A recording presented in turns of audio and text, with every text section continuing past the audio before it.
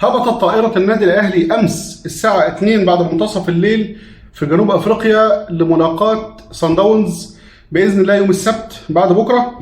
ويا جماعة حابب إن أنا أشكر السفير المصري في جنوب أفريقيا مشكورا. السفير بنفسه استنى لاعبي النادي الأهلي على باب الطيارة، يعني فعلا يعني فتحوا باب الطيارة، السفير كان موجود في المطار على باب الطيارة وبيستقبل النادي الأهلي اللي فعلا يليق بالاستقبال والمشرف اللي هو بيمثل جمهورية مصر العربية.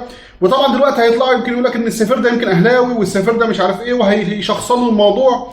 على فكره لو كان برضو الزمالك راح جنوب افريقيا كان هيستقبله، وده شغله، راجل يعني بيعمل شغله على اتم وجه. ده فريق بيمثل بلده اللي هو السفير بتاعها.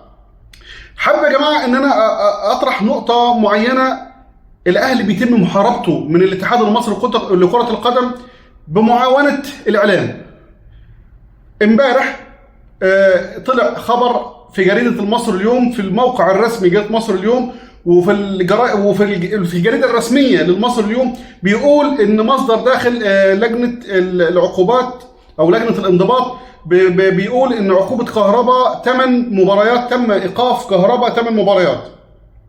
طب ليه الخبر ده يطلع امبارح؟ يعني ليه مثلا ما يطلعش مثلا يوم الاحد مثلا؟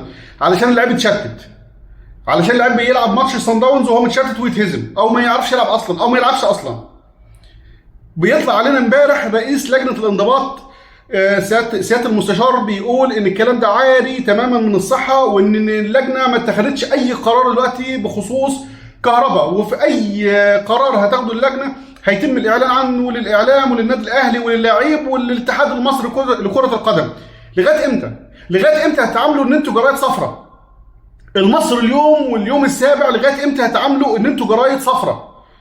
جرايد بتنشر اكاذيب. الاهلي المفروض يقاضي المصري اليوم وما يقفش مكتوف الايدي. يعني الاهلي دايما مش عارف، الاهلي سايب حقه، مش فاهم ايه الموضوع.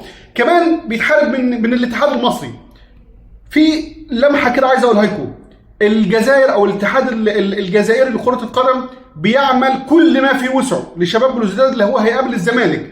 اجل له المباراه بتاعته، هيقعد الشباب بلوزداد هيقعد 8 ايام مش هيلعب اي مباراه لغايه ما هيقابل نادي الزمالك. قال انا عايز انقل الملعب بتاعي، الاتحاد قال له انقل. قال له طلباتك مجابه، اللي انت عايزه اعمله، انت بتمثل الكره الجزائريه. كل التحيه لاخواتنا الجزائريين، فعلا ده الاتحاد اللي يشرف. اتحاد المغرب اتحاد يشرف.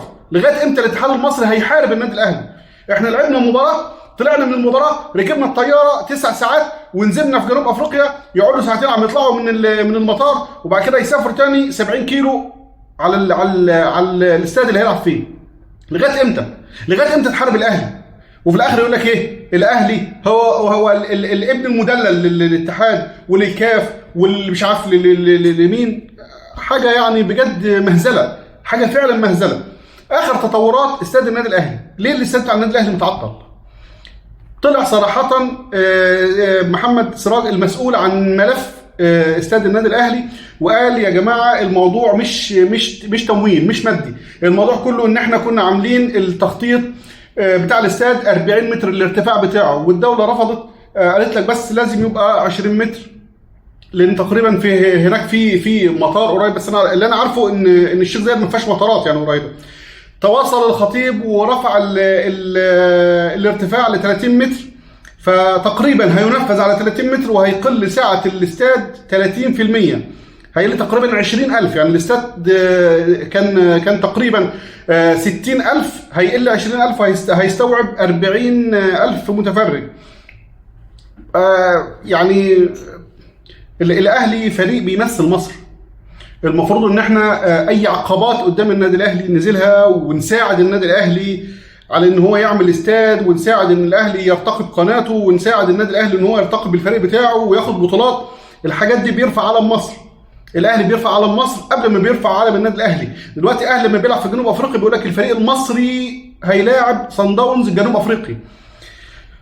نتمنى ان المسؤولين يراجعوا الموضوع تاني، ولو ينفع، يعني لو ينفع سواء امنيا او ككتله او كاي حاجه، يعني لو ينفع يا ريت النادي الاهلي ربنا يوفقه ويعمل الاستاد بتاعه بالارتفاع المطلوب. لو ما ينفعش كتخطيط او كحاجه امنيه او كمطارات او اي حاجه، طبعا الموضوع ده يعني فني اكتر، فانا مش فاهم فيه. ان شاء الله اكيد هيتم المراجعه للموضوع، ولو يصلح ان شاء الله باذن الله هيتم تنفيذ استاد النادي الاهلي بالسعه المطلوبه او السعه المقرره للنادي الاهلي، بالرسومات اللي معموله لاستاد النادي الاهلي. الاهلي باذن الله النهارده المسا هيختتم، هيتدرب في الملعب اللي هو هيلعب عليه المباراه باذن الله، وهيختتم تدريباته غدا باذن الله الجمعه علشان يقابل صن داونز الجنوب افريقي باذن الله يوم السبت. الملعب ده على فكره احنا لعبنا فيه يمكن مرتين وتم التعادل، يعني احنا ما لعبناش فيه بعد سنه 2000.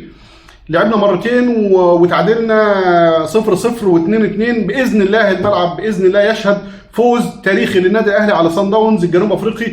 وكل التحيه للنادي الاهلي وكل الدعم للنادي الاهلي ولاعبين النادي الاهلي ولاداره النادي الاهلي المحترمه الضعيفه، والجماهيري الاعزاء والناس اللي مشتركين عندي في القناه، كل التحيه وكل التقدير. يا جماعه ما تنسوش احنا في شعبان، حاولوا تكثفوا من الدعاء. اللهم ارحمنا برحمتك، اللهم ارزقنا رزقا يتعجب منه البشر، اللهم بلغنا رمضان لا فاقدين ولا مفقودين يا رب العالمين. انا عملت حلقه على السريع النهارده، انا شويه مضغوط، بس لازم ان انا باذن الله كل يوم اطلع كده واتكلم معاكم. بحس ان انا بتكلم مع اهلي ومع اخواتي. كل التحيه والتقدير لكم، ويا رب اشوفكم دايما في احسن حال. كان معاكم اخوكم هاني محمود، تحياتي. السلام عليكم ورحمه الله وبركاته.